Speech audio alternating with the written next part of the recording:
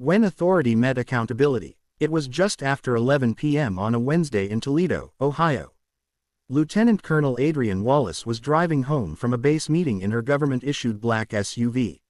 She wasn't speeding, wasn't swerving, just heading home after a long day. Sergeant Daniel Mercer, 15 years on the force, sat in his patrol car off Reynolds Road, bored and scrolling through his phone. When he spotted an unfamiliar vehicle, he pulled out with lights flashing. Adrienne pulled over calmly, hands visible, composed as always. Mercer approached, hand already on his holster. "License and registration," he said coldly. No greeting. "Officer, may I ask why I'm being stopped? You were drifting between lanes. Looked like you might be under the influence." "I wasn't." "License and registration," he repeated, louder. Adrienne complied, reaching slowly for her documents. "That's a government vehicle. I'm a federal employee." Mercer barely glanced at her ID. "You military?" "Yes." A smirk crossed his face. "Doesn't mean you're above the law." "I never said I was." His tone shifted. "Step out of the vehicle." "Excuse me." "I said step out. I'm conducting a sobriety check."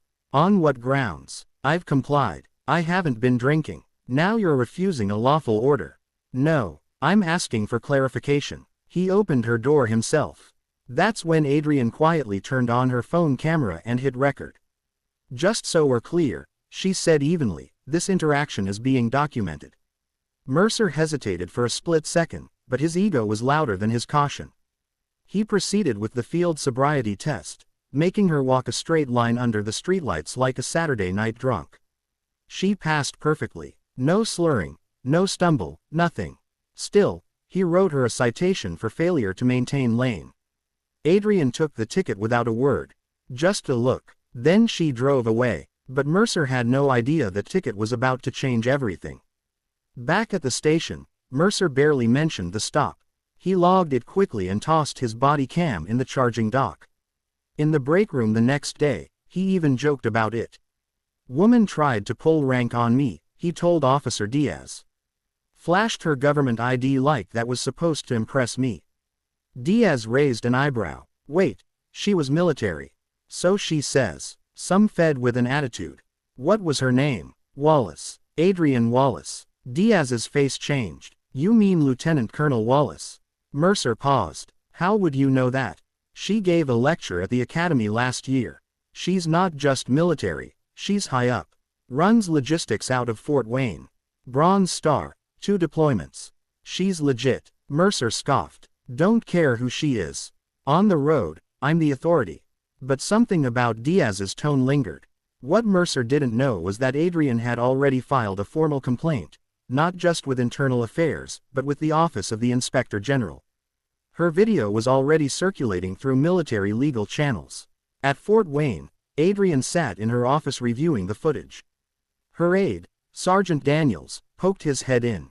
"You good, ma'am?" "No, but I'm handling it. I saw the footage. You want me to loop in the base attorney?" "Already done." "You sure you want to go public with it?" "I'm not looking for headlines.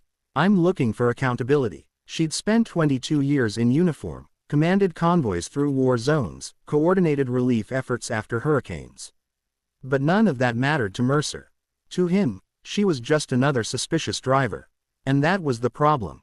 3 weeks later, Mercer received an envelope, a notice to appear in court.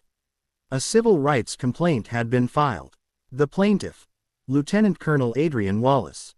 The charge, violation of constitutional rights, unlawful detainment, intimidation, and abuse of authority. He laughed out loud. No way this sticks. But when he walked into the station, his captain called him in immediately. "Dan, we need to talk." "About what?" "The lady from the other night. She's not just some random motorist. She's a lieutenant colonel, combat veteran, spotless record, deep connections, and she's got the whole thing on tape, from 2 angles. Yours and hers. So what? We just roll over because she's got some stripes. You're going to court, and if this gets out, and it will, it's going to blow up."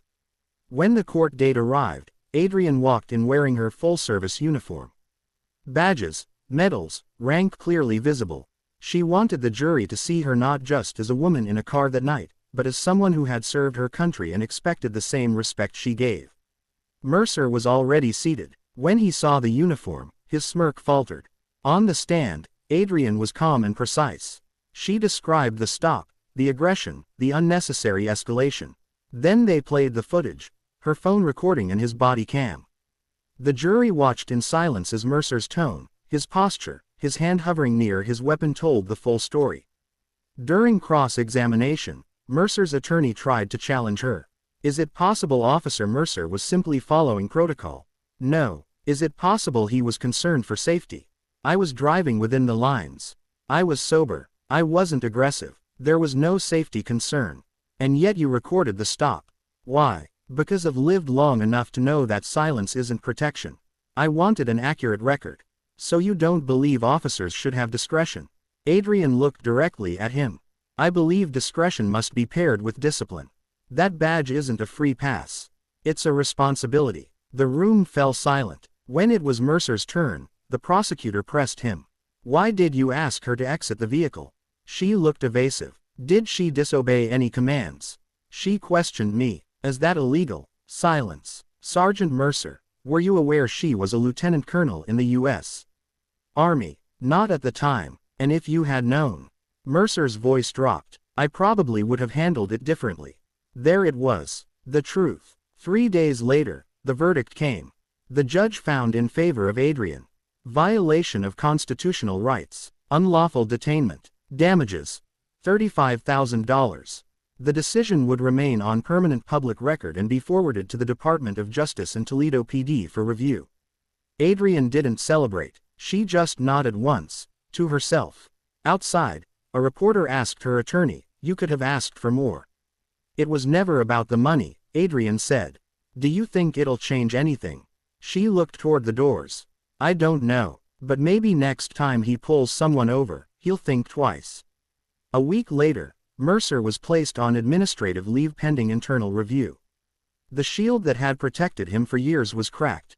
At Fort Wayne, Adrian returned to her duties. She wasn't interested in being a hero. She had work to do.